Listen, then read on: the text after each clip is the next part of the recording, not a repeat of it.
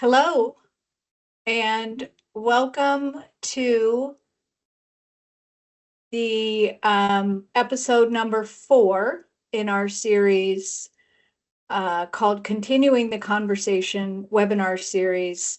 We're celebrating success stories in outdoor recreation. This is a follow-up to our 2025 or 2023 Outdoor Recreation Summit. I'm already thinking ahead to 2025 because we have it scheduled. We'll share the information with you at the end. And we are maybe wait a few minutes for folks to come on.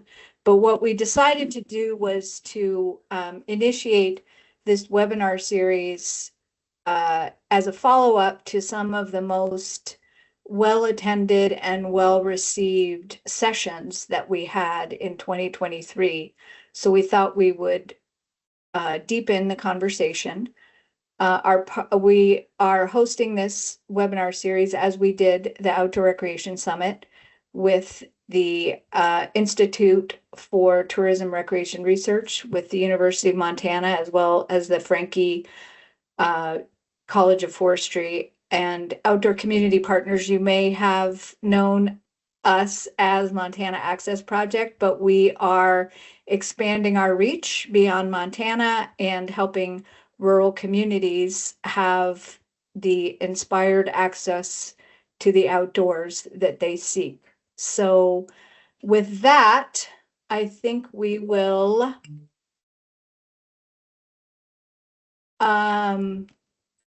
kick it off.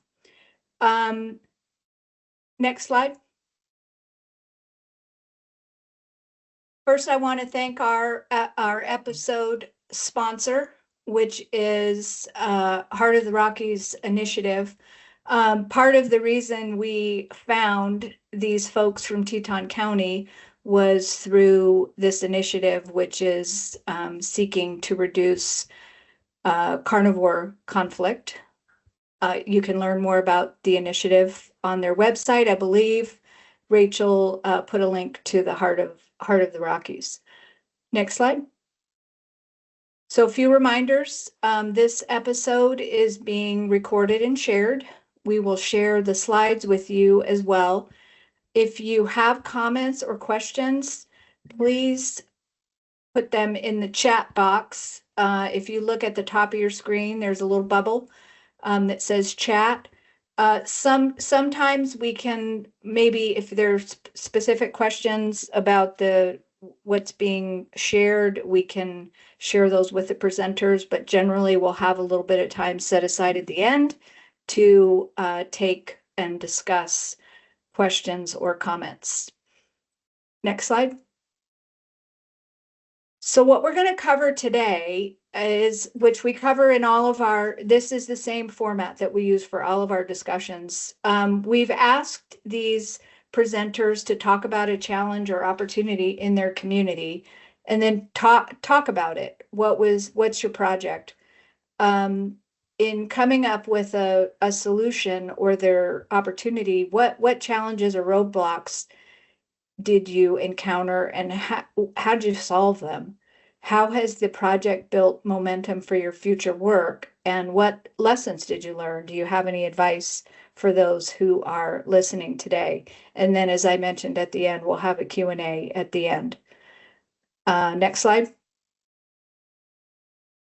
So myself, I'm the CEO and founder of Montana Access Project, which is now known as Outdoor Community Partners.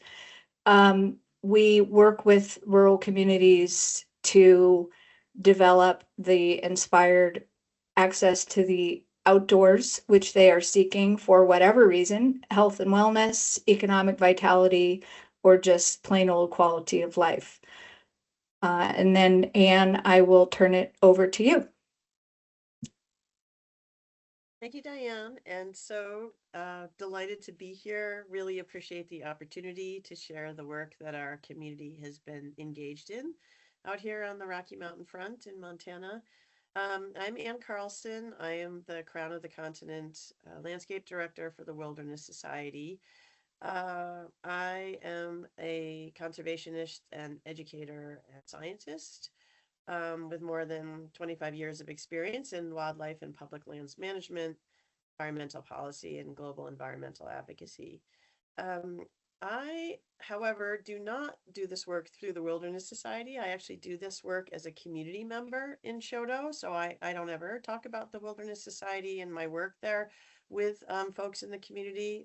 This is volunteer work, but I would just say that it's the kinds of things that I am able to bring to that effort are based on my experiences, particularly as a wildlife biologist working to reduce human carnivore conflict around the world over the course of my career. So maybe I'll leave it at that, and then I'll pass it over to Allie. Thank you. I would reiterate with Anne, I'm super thankful to be here and excited that so many other people and groups are getting excited about this. So yeah, we're happy to share all of what we've done and hope to expand this type of work. But yeah, I'm Allie Marschner. I'm a farm bill biologist for Pheasants Forever out of the Conradi Shodo area. I've worked in conservation and in the wildlife field for most of my professional career. I've been in Shodo since 2017. Shortly after, met Anne and kind of had always had these ideas to do the Bear Smart stuff, but it took a couple years to realize what opportunities were out there. And once we kind of figured that out, I think summer of 2023 is when we got this started. And we've gotten the ball rolling pretty fast, and we'll get into that throughout the presentation. But yeah, happy to be here. I guess we're ready to roll. So the first question, just talk about your challenge and opportunity in your community. Yeah, thank you. So I think people are well aware that grizzly bears have been listed on the endangered species list for many years now, and there have been a lot of efforts to recover them in specific parts of the western United States that really center around Montana and then down into Wyoming. And those efforts have been really successful in terms of the numbers of grizzly bears increasing over time. And it's to such a point that we are starting to see some headlines that I think people couldn't even have imagined back in the 1970s, like the ones that we've included here.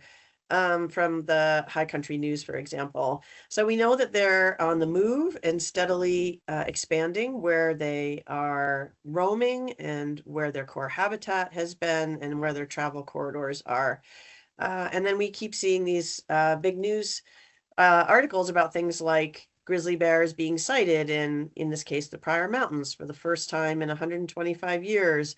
Or a couple of years ago, there was an article about how for the first time in over a century, grizzly bear was documented denning just out on the Rocky Mountain front where the mountains come down to meet the prairies. So not up in snow, but rather digging a hole in the ground, which was something that I think people didn't realize was happening until that made the news. And so people have a lot of mixed feelings about where bears are turning out to be. And that this is a great quote from that High Country News article from Trina Jo Bradley, where she said, "Grizzly bears are super cool and I love seeing them, but I don't love seeing them in my yard or in my cows." And so that's really what the opportunity is out in this part of the world, because grizzly bears have for many years now been around Shodo, and this is an area where they live and where they travel. And then sometimes we see that, particularly when there's late winter storms, for example, and there's a lot of snow, sometimes they may follow riparian features like a creek that runs through town, and they might end up in town, which is not where people want to see them. And so it felt like there was this really great opportunity to start having a conversation with people here in Shodo to ask if they felt that there was a possibility that we could come together to talk about how to live and work and recreate safely in bear country that would be helpful to them. Next slide, please. And I'll just maybe say a little bit about Shodo before I get to this slide. But Shodo, for those of you who haven't had the opportunity to be here, it's a town of about 1,800 people. It's a primarily agricultural part of Montana, and Teton County has about 6,400 people in it. And that's a really big part of what people do out here. The recreation and tourism are also incredibly important as well. Lots of people gather here to go into the Bob Marshall Wilderness, or they come through here en route to Glacier National Park, for example. So those are both really important parts of people's economy out here and livelihoods.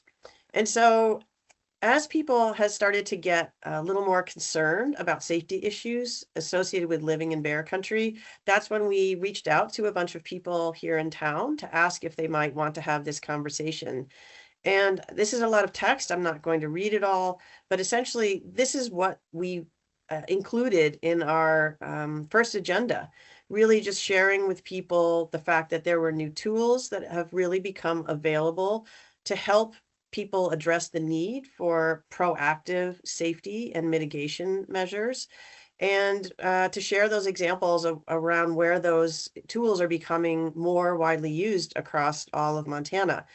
And so when we first had this conversation, we talked about how great it would be to have folks from the different agencies come together to share their experiences of what Bear Smart programs or Bear Wise programs have looked like in other communities, particularly across Montana.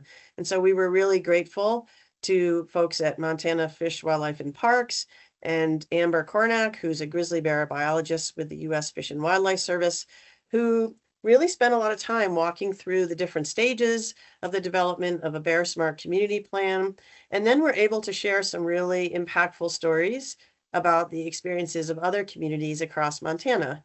And those include places like Virginia City and Columbia Falls, Missoula, and Red Lodge, and to talk about what the focus is for their Bear Smart community plans and the impetus for that. And the other thing that was always front and center for our discussion is the fact that because we are in a very small town in Montana, we have an extremely small, lean budget for the city. And there are no resources available to help with any of the projects that a committee like this would come up with. And so one of the things we talked about is how great it would be to try to also focus on grant writing to support any needs that came out of these kinds of conversations. And that also helped us talk about the timing for having this committee get together, because we felt that it would be great if we weren't, 100th in line, right? If we waited a couple years, maybe these would be so common across Montana that there would be a tremendous amount of competition for these kinds of grants, and maybe it would be better if we were one of the first 5 or 10 instead of, the second 100 that decided that they were interested in having these conversations. Next slide, please. Okay, and so the opportunity or project. So these are the folks that have been engaged in these kinds of conversations. And again, you can see in the upper right, this is what our little Main Street looks like. We're also super grateful to Bonnie Griffiths, who is a local artist, and she created this logo for us that shows a grizzly bear sort of smelling all the good smells that may come from, be emanating from a town like this. And then you can kind of see how rural we are in the bottom right photo. But the community members and leaders include a lot of local landowners. The mayor of Shodo was really active, particularly in the very early days of our committee. City council members, folks from the public school, the Old Trail Museum, the Sheriff's Department has also engaged in conversations with our committee, as well as local business owners, outfitters, members of the ag community, and others. And we've been really grateful to Montana Fish, Wildlife and Parks, the U.S. Fish and Wildlife Service, and Wildlife Services, as I said, who have showed up very frequently and regularly, and have really been a tremendous informational resource and have been very helpful as we've tried to identify funding sources and new opportunities for programs that other communities are standing up. And so key partners, I won't read them all off, except just to say that they are fantastic. We're so grateful to our partners. Heart of the Rockies initiative has been outstanding. And we're really grateful as well to the Rocky Mountain Front Community Foundation for acting as a fiscal sponsor for us, which was also a really important piece. And then I've listed the funders here, including the Interagency Grizzly Bear Committee, but it also includes nonprofits like People and Carnivores, Vital Ground, and then Teton County MSU Extension, and then some private businesses, as well as the U.S. Fish and Wildlife Service, for example. And these are very fluid buckets that we've dropped these names into, because sometimes the partners sit in on all our community meetings, and sometimes the funders can be partners. And so, and the agencies have been really critical throughout. So these aren't really necessarily hard lines between these different categories. Next slide, please. Okay, so one of the things we talked about is, because we live in an agricultural community, we really wanted to try to focus on tools that could be helpful to those farmers and ranchers around Teton County. And one thing that was brought up early on is the fact that with grain bins, the doors are often damaged either by the high winds that we get out here on the Rocky Mountain front, or sometimes by grizzly bears that can just rip the doors off. And so we early on began a project that Allie worked on really hard to partner with the Shoto Public School shop class to try to retrofit doors. So we have a grant that we were really excited about, and the idea was to have the students in the shop class. You can see on the right hand photo that there's sort of an eye bar that has been welded to the inside of that door that makes it structurally much stronger and resistant to either the wind or grizzly bears trying to rip those off. Then you can put this on just when you first get the door on, or if you have a door that's ripped off, you can also then use that to retrofit the door. So the shop class teacher has retired, and so we're working to identify new opportunities to carry this work forward. There is a new shop teacher, but we promised the principal at the school that we would give him at least, the first half of his year to get his feet under him before we started approaching him with these requests for new projects. But really excited about this, and also to learn from all the members of the ag community who clearly have mad skills and do all kinds of retrofitting probably themselves. That we would love to learn about. And so we've talked about what an event could look like to really better understand what folks are already doing as well. Next slide, please. And now I'm going to turn it over to Allie, who's going to talk about a lot of our really fun educational outreach events. Thank you, Anne. Yeah, so we actually just did our second annual Bear Trivia this last weekend.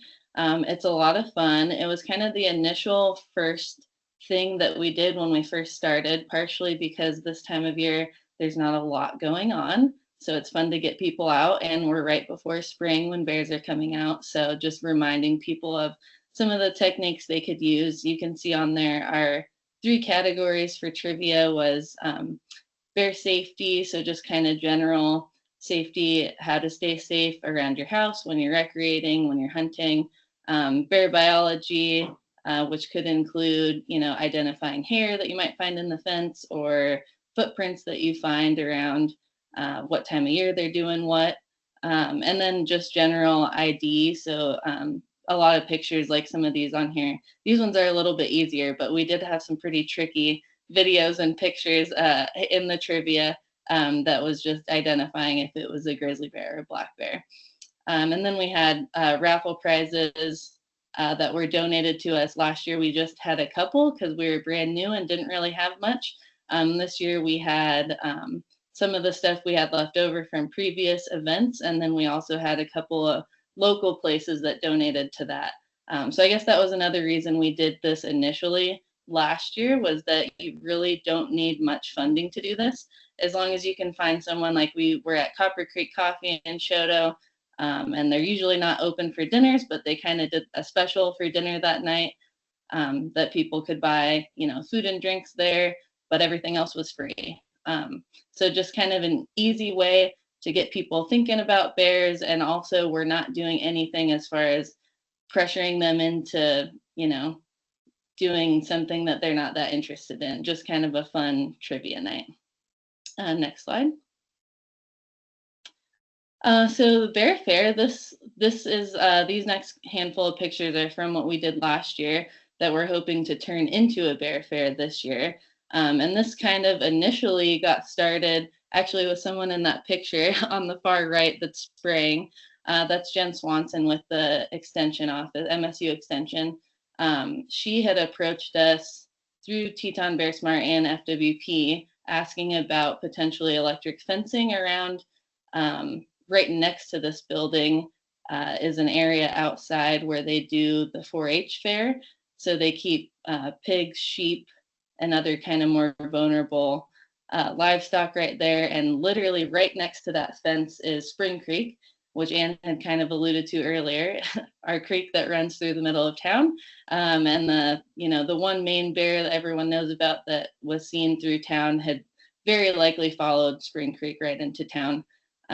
So that's why she approached us to maybe fence that. So we started working on that, finding funding, and it kind of turned into, well, maybe we should do this little event where we can invite people here and they can look at this fence.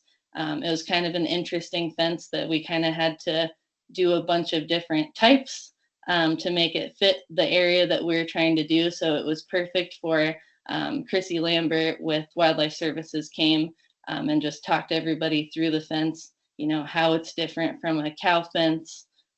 Instead of one line, you're doing 5 lines, they're alternating. It needs to be quite a bit hotter than it is for cows and horses. So that was that original opportunity. And then through, I believe it was IGBC that we got funding from on this one. Yeah. So we were able to get 2 boxes of bear sprays. And then with FWP, they offered to purchase the inert spray.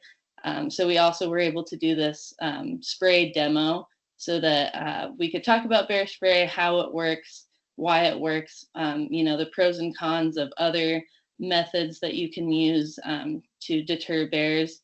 And then everyone who went through this training and they would do a spray, practice spray here with the bear. You can't see the bear on the wood there, but rolling the bear at them, I think they were facing the other way. And we kind of said, turn, and we'd run the bear at them really fast and they'd do a practice spray.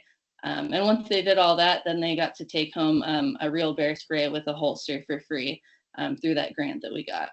So that was the original idea there. And then it has kind of turned into trying to do a bear fair this summer. We can go to the next slide there. There's a couple more pictures. You can see on the top left, we got a handful of donated prizes that we raffled off and made, I think, about $150, which was great because we didn't spend really any money on this. The other table, you can see the hide. That was stuff that FWP had brought just so that people can look at it and learn a little extra if they wanted to. That bottom picture is Chrissy talking about the electric fence there. And then there's another picture of people spraying. We can go to the next slide. And this was our local paper, the Acantha, wrote a little story on it, which was awesome, just to get the word out a little bit more. And you can see there we had a little over 50 people at this event, which for our size town is a really good turnout. There was also 2 or maybe 3 other events going on in town that day. Spring is very busy. So we were really excited to get that many people there. We emptied 13 cans of inert spray, 42 sprays were given out to those who completed the training. And there it is, we made about $150, which, we do use the library for our meetings, and it's owned by the city, so they do ask for donations on that. So a lot of this stuff has gone, kind of right back into our community. And we can go to the next slide. The fruit press event. So this is kind of a fruit gleaning event that we got the idea from folks up in Kalispell area. Just trying to encourage, to teach and encourage folks that anything a bear can smell, they're very interested in taking a look at. And there are a handful of people with apple trees and a couple other different fruit trees that are somewhat common in town. So just trying to remind people that that is an attractant for bears, and it's especially an attractant when that fruit falls onto the ground and kind of starts rotting. And even if you do pick it up after that, that smell can really stay in the ground for a long time. So part of this was to teach people about that, and also to try to connect people that might be interested in that fruit, so that if you have a fruit tree and you really don't have the time or feel like picking it, we can try to help connect you with somebody who is interested in picking that, and then they can come get it before it causes any problems. So this grant that was, again, Teton County Extension, Shelby, Jones, Dozier, helped a ton with this. The grant was written to get 2 different presses. One is kind of a bigger one that you kind of need a stationary area for, and then another is a pretty small one, kind of a tabletop version. So those are also available now for people to kind of take home and loan out if they would like, so they can use it when it's most convenient for them. But we also, I guess here's another little challenge I'll throw in there, is we really wanted originally to do this as its own event. So we were going to try to kind of have people collect their fruit and store it somewhere, and then we'd press it all at the same time, and it would kind of be this fun event. Well, there's so many events going on this time of year that it was just really hard to find a day that, you know, people were available, and we thought it was likely people would come during the time where fruit was nice and ripe. So it just kind of wasn't really working out the way we were thinking. And Shelby had a great idea to see if we could just go and set up at the Threshing Bee, which is already a really popular event in our town. I think it says, 41st annual. So it's been going on a long time. And their whole thing is kind of all those old timey implements. So this fit in super well. They really liked having us there. It made it super easy for us to just show up instead of creating a whole different event for ourselves. So she was able to be there. She was at 1 or maybe 2 of the farmers markets where people could bring stuff and press it right there and take everything home. Also just having information there. I believe at the Threshing Bee, FWP was there for a little bit at the same table with some bear information. And then she also went to the school a couple times, so the kids got to walk to a couple people's houses and pick fruit. I don't see our totals on here, but I think we totaled close to like 200 pounds of fruit that got picked up and pressed. So people had fun, you know, you get something out of it. We're not wasting fruit on the ground, and we're not attracting bears into town. So that was another cool event that we've done. We can go to the next slide. This is just our social media page that kind of got started somewhat recently. It took a little while as we were just figuring things out. But it's just, as everybody knows, Facebook's a super easy, free way to get a lot of information out to people. A lot of the small town businesses use this. So it makes it really easy to connect with people and maybe some other people in town that, you know, those of us in the group don't know might find out about us here. And if they're interested, they can join us and take part in some of these events or help out if they can. And we can go to the next slide. Challenges and roadblocks, we kind of touched on a little bit, but we'll hone in on it here. So we can jump to the next slide. The main thing is just everybody's time. Like Ann said at the beginning, she doesn't do this for work. I don't do this for work. There's nobody in our group. Even some of the people with different agencies aren't really even doing this for work for them. They're coming to us after work hours and helping out and doing all that they can. So our biggest roadblock is just that despite having a lot of people really interested and really wanting things to happen, it's really hard to find the time, especially to do all of these events that we love doing and we want to see happen again. It's just hard to figure out who's there. Originally, when I was working with FWP, Chad White, who's the bear specialist here, and I had kind of come up with a list of, based on the IGBC suggestions, of all these different people that would be great to have on this kind of committee. I think we had 25 or 30 people on there. Most of them all showed up to that first meeting. And then since then, there's probably been a core of maybe 5 of us that are at pretty much every meeting, and then another probably 5 or 10 people that are there when they can get there. A lot of us in small towns, as a lot of you probably know, are on more than one volunteer group throughout the town. So it can be really, really tricky to figure out who can be there. And, you know, some people really want to help, but they are limited. Or, you know, if we meet on Wednesdays, maybe Wednesdays is when their kids have a sport event or something like that. So that's probably our biggest challenge, is just figuring out how to do the stuff that we want to do, even if we have found the funding for it. Which leads me into the next one. Securing the grants, as Ann said, we don't really have any extra funding, and you know, city folks don't really even have any extra time to help us with a lot of this stuff. So finding the grants and writing them is really, really critical. I would say the first 1 or 2 grants can feel very overwhelming because you don't know where to start with some of that. So the first grant or 2 took us quite a while. And it can, like I said, it can feel kind of intimidating, but a lot of these are pretty similar, or some of them are annual. So the applications can look pretty similar. So I would just suggest to folks, try not to feel overwhelmed, start slow. But once you get 1 or 2 grant applications in, you kind of have a good basis to go on for a lot of other stuff. So that can be really helpful. We definitely have had some ideas that either have been controversial without us realizing it, or you know, maybe just there's an aspect that we hadn't really thought about. So for example, the berry resistant garbage cans. This is something that a lot of towns have initially, that's like the first thing they do. And that was our first thought as well. Would be great to secure the trash. We have a lot of wind. So even if a bear doesn't come around and knock over a trash can, it might just blow over. But then there's stuff blowing around that they can definitely smell. And if they get rewarded for that, we don't want to train bears to start knocking over trash cans and getting into trash. So we had originally thought, great, that would be awesome if we found a grant and we can just switch all these garbage cans.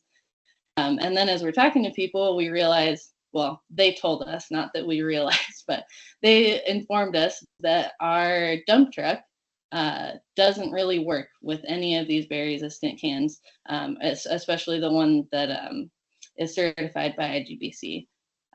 So that initially was a big setback, and you know, figuring out, I think it's in the next 4 or 5 years, the city will probably have the funding to get a new dump truck, and that has been their plan anyways. So working with them is on our goals list now, to make sure whichever one they do buy, we could potentially use it with these berry resistant cans. Besides that, other issues with those cans are they are significantly heavier.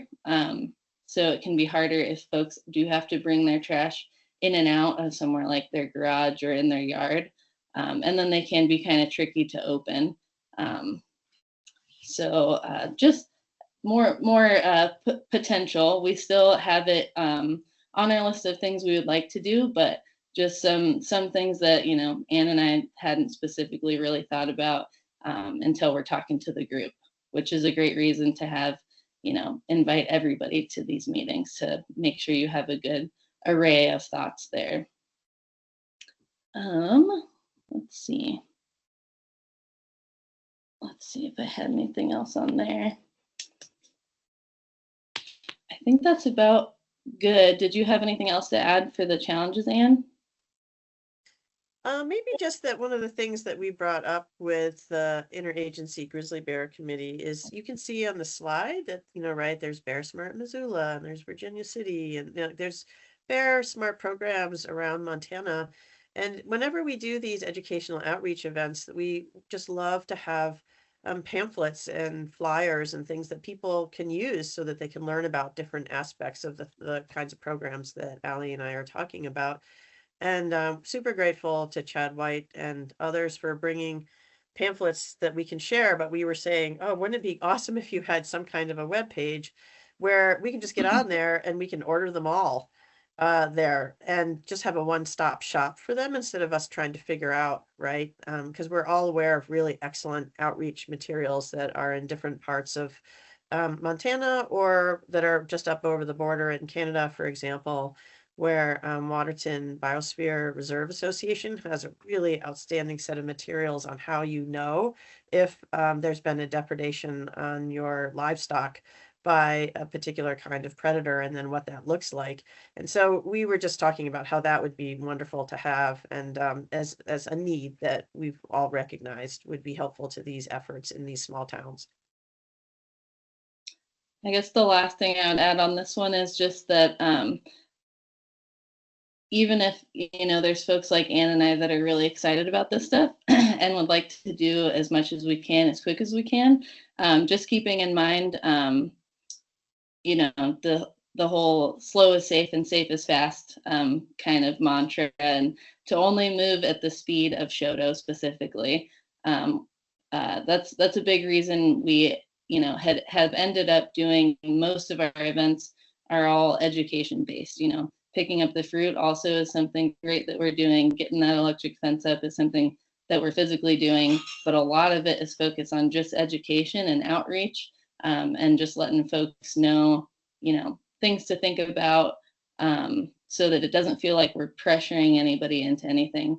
If we do get these berry resistant cans, we want it to be consistent. We want it to last a really long time. And if we forced everybody into it super fast, it just wouldn't go over very well. So we just need to make sure that we're moving at the speed our community is comfortable with, so that this is something that lasts a really long time.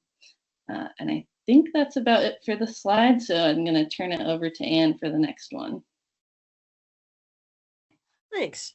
Yeah, we just thought we'd share a little bit about how the funding has been playing out in the last, it's about a year and 8 months or so now since this began. And so we were really clear again that this was about preventing and mitigating conflict with bears in bear country, and doing that a lot through educational outreach events. And so we were really grateful to the Interagency Grizzly Bear Committee for initially giving us a $2,500 grant. And I think that for folks who live in small towns, you probably know that not large amounts of money can really make a big difference. And so it doesn't look like it's a lot, but we were able to do a ton with it. And then they have, I guess, when was that, Allie? Was it like 2 months ago that we received word that we had been awarded a $4,000 grant from IGBC? That is currently frozen, but we're hoping very much that that will be unfrozen at some point, because that would be incredibly helpful and the source of our funding for outreach events in 2025. People and Carnivores is an excellent NGO, and they were really great partners to work with to share these ideas about how we could repair and strengthen grain bin doors, and were very helpful in providing a $2,000 grant for us to try to get that up and off the ground. They've also been a great partner in understanding that you can have unforeseen events like the shop class teacher retiring, and so it might take a little longer than we thought when it's a new program like this. And so we've been really grateful to them. And Vital Ground, also great partner, really excited to help us take a program that we learned about that was happening up on the Flathead and try to bring that to Shoto and start up this initial pilot project.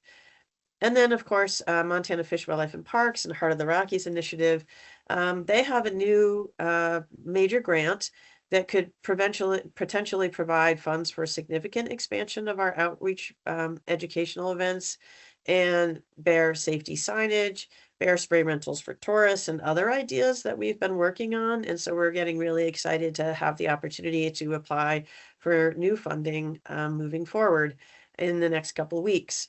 And so one of the other things is that we try hard to keep track of these numbers so that we're able to roll up different kinds of funding that we've received in the past, hopefully to serve as match where match is required on some of the new proposals that we have been putting together. Next slide, please. So this is really just talking about how this builds momentum for future work. Next slide, please. So again, we're not called Shoto Bear Smart, we're called Teton Bear Smart because we really, when the committee first came together, wanted to make sure that we were open to having folks from other communities along the front attend if they were interested and to be welcoming to them. And so we do post flyers for these outreach events in the post offices in Bynum and Depouillier and Augusta, as well as Shoto.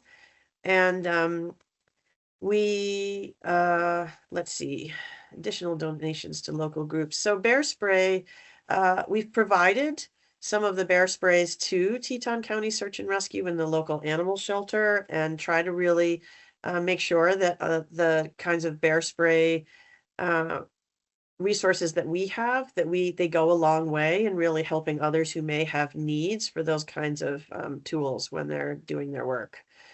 We also, if requested, are happy to share lessons learned and the focus of the work of Teton Bear Smart with other communities. So you can see on the right-hand side here, this is another article from the Shoto Acantha.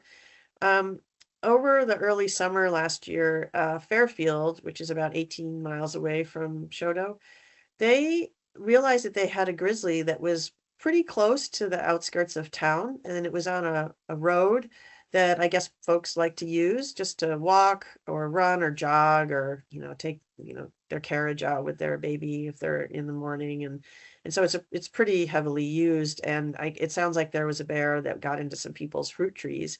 And unlike Shoto, they don't have the kind of bear traffic around and sometimes in the community that we have seen for many years now. They're up on a bench. And so this was a really big deal for them because they wanted to try to figure out, how do we let people know if there is a bear in or near town, and what's the best way to do that, and who should be verifying that it really is a grizzly bear and this is really happening. And how do we make sure, especially that kids and teachers and folks around the public school are aware so that we can make sure that everyone is safe. And so they invited members from our Teton Bear Smart Committee to come and talk with them when the Fairfield Town Council talked about this event and tried to think about how they wanted to move forward with safety outreach in the event that something like that happened again. And so I was happy to go and just answer questions. And they were also interested to hear about the kinds of activities and focus for Teton Bear Smart so that they could learn about how we were, for example, having these bear spray trainings and what other kinds of events we were having, like bear trivia, so that the people learn to recognize bear behavior and to understand the kinds of behaviors they should be taking when they are near a bear. So we also just want to be really careful that there's no perception at all ever that we're telling anyone else what to do, because they're their own communities and they know what they want to do. We just want to be an informational resource. And so we've also created an educational outreach event calendar for 2025 that includes some new events. We're really excited to have 2 bear safety events at the public school. That's going to be super fun. We've been talking about with the K through 6 principal, how it would be great to have 6 different stations. One would be to do things like we were talking about. How do you identify a grizzly bear? How does it look different from a black bear, and make that into a fun game like we just did at trivia. We're talking about how great it would be to set up just a little mock campsite so that people can really think about, where do you want to have stuff like food? Do you want to store it in your tent and have it be more hands-on for the kids? And so those kinds of events, as well as super grateful again to Chad White and Montana Fish, Wildlife and Parks for always being willing to come in and provide the bear spray trainings. And we've also talked about doing hunter safety refreshers each fall. And then we're, as I said, working on new grants to fund the work of the committee, revisiting and rethinking the grain silo project, and then continuing to build our community Bear Smart plan. And because folks have time is so constrained, the idea there isn't just to sit down and just do a big strategic planning, because no one has the time for that, and perhaps the appetite either, but really just to look at all the things that we're already doing and use that to build the plan in a more active way, if that makes sense. Next slide, please. Okay, so just to wrap up, lessons learned, advice, things we wish we'd known at the start. Lessons learned, we can't emphasize enough how busy people are. People have kids and lots of events at school and sports, and we live, as we said, in a primarily agricultural county. Right now, people are calving, then you have then people move into planting season, and then you have harvest season in the fall. Folks have a lot going on, and so it's really important as well in a very active community like this to think about what's happening in people's lives, as well as what kinds of events are already happening, and if it's possible to have an event and when you should do it, or if you can team up in the way that Ali was talking about before. Another lesson learned was it was just super fun, I have to say. Bear trivia this last Saturday night. Amber Cornack did this outstanding job of refreshing our slide deck so that people who came the year before had a really different and new one, and put in lots of multimedia.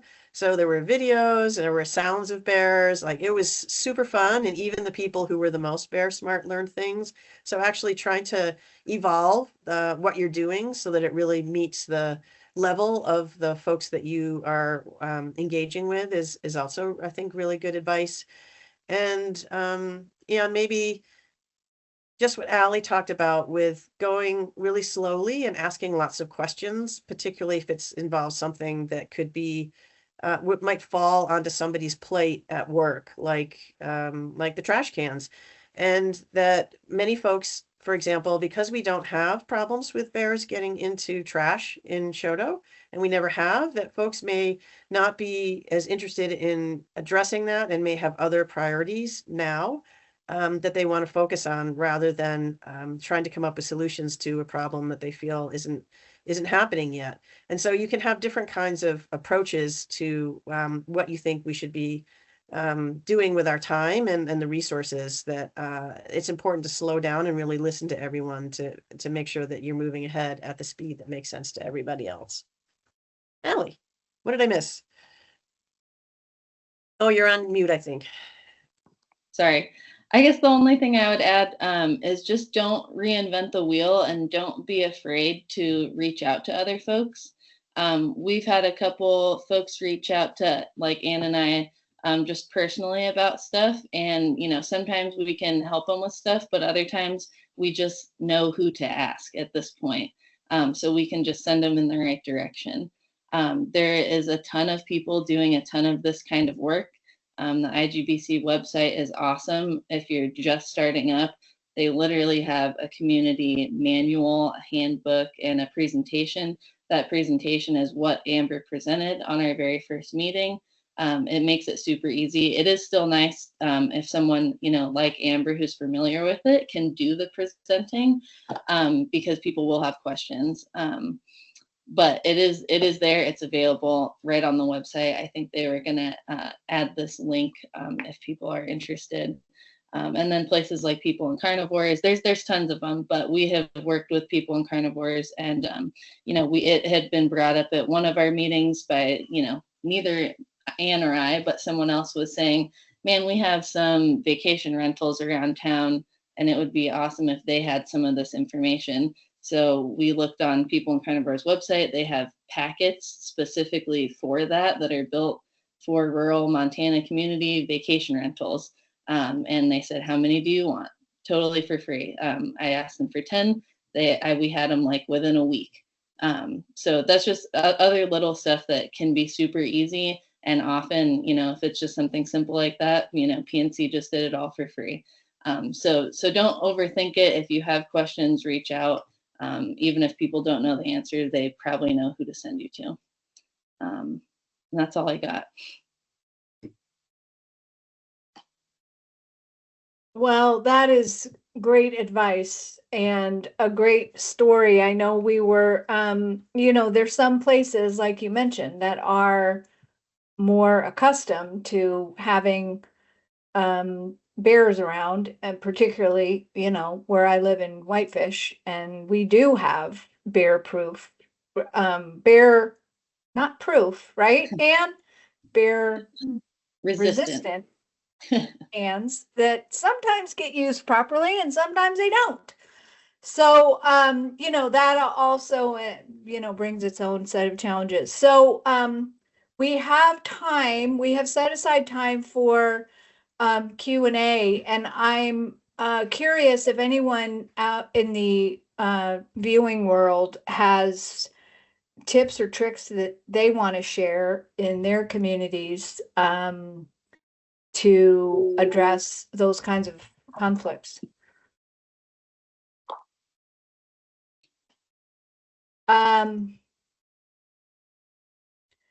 Okay, well, let's we'll keep the channels open.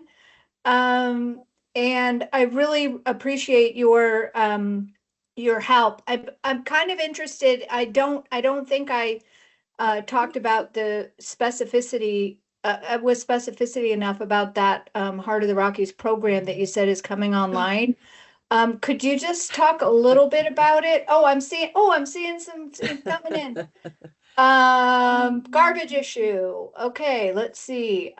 Livingston has 2 bear safe events.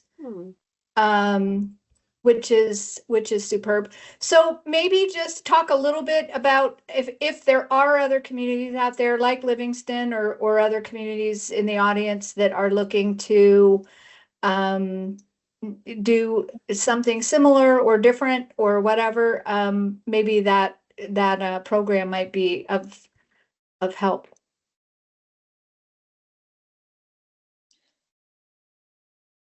One that I can think of is, I think it's Lewistown that does a chokecherry festival. I have not been able to go, but it sounds super fun. And there's a lot of agencies that go and have a lot of information. And they're, you know, it's in the fall, so they're mostly talking about what's going on with bears in the fall. You know, just sharing what they do generally in the winter. And I'm pretty sure it's in Lewistown, but that's just another area that's really new to having. Well, they did have bears a long time ago, but in all of our lifetimes, it's very new that bears are out there. So it's a really awesome spot to be doing stuff like this, especially that are, you know, low pressure, just kind of throwing it out there for folks to get integrated into what bears are doing these days. Oh yeah, that's a great point. And I think it's sort of, I'll tie into that because I was thinking the same thing. It kind of depends on what is going on in your community, right? So in Shodo, people come out here, for example, to pheasant hunts. It's a big fun thing people like to do, upland bird hunting. And so you may or may not have that in your community, but here that means that for us, having these hunter safety refreshers courses are going to be really important because people often do that. They're in these creek bottoms and it can be really brushy and hard to see. And people have run into grizzlies while they're doing that, right? Either walking along themselves or with their dogs out in front of them. And so it just feels like it's really important to get people in that mindset. But we know that that's not something that happens in every community. So just thinking through kind of where people around your community might be running into bears or could, I think is really important. And one of the reasons why the grain silo turned out to be something that we focused on is because we've been hearing from people like, hey, you know, like my dad still works his farm and, you know, he's in his 80s and he has never had bears around, but now they have come back enough where they may be walking through there and I don't know if he realizes it. And so how can we make sure that these grain silo doors stay on and there isn't an attractant? And so really trying to listen again to what the community members tell you are the areas and opportunities for this kind of work. That is, yeah, I mean, thinking about that generational shift, it's important. We actually have Lewistown with us in the background, just so you know. We have Katie and Chad, so we've got a link to the Choke Cherry Festival. And we also have Stephanie Gillen, who mentioned that her Bird Day event grew into a Bird and Bears event and grew into a Bird, Bears, and Bees event. So there are a couple of other communities out there that are piping in. So where is that event at? That birds, Yeah. bears, and bees. yeah, Stephanie, can you put that in the chat? Yeah, that sounds awesome. It Yeah. does. Bees, of course. My gosh. Triple B's.